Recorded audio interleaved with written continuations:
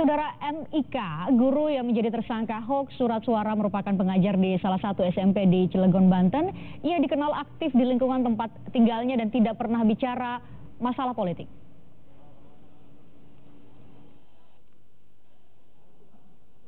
MIK menjadi tersangka kelima dalam kasus hoaks surat suara tercoblos. Polisi menduga pria yang berprofesi sebagai guru itu ikut menyebarkan hoaks di media sosial dan ditangkap pada 6 Januari lalu di Cilegon, Banten. Pihak sekolah tak menyangka MIK menjadi tersangka hoaks surat suara.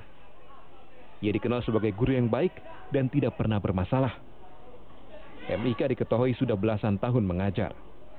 Permohonan penangguhan penahanan pada yang bersangkutan karena dia juga anggota PGRI cabang khusus PKS ya.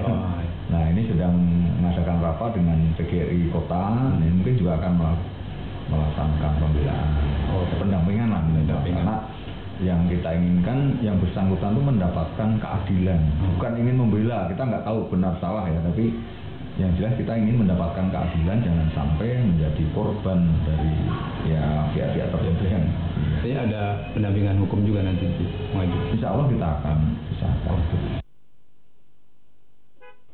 Di mata tetangga, MIK dikenal aktif di lingkungannya.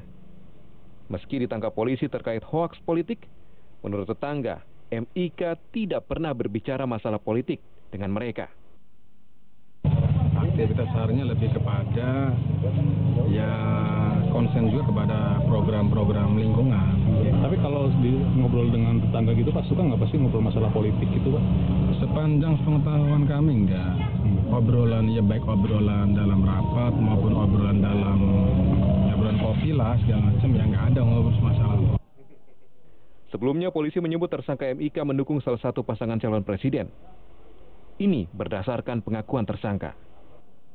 Membuat narasi kalimat postingan di akun tersebut dibuat sendiri oleh yang bersangkutan dengan maksud memberitahukan kepada para tim pendukung paslon 02 tentang informasi tersebut. Ini menurut keterangan tersangka seperti itu.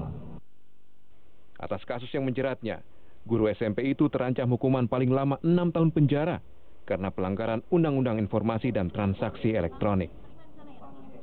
Tim Liputan, Kompas TV.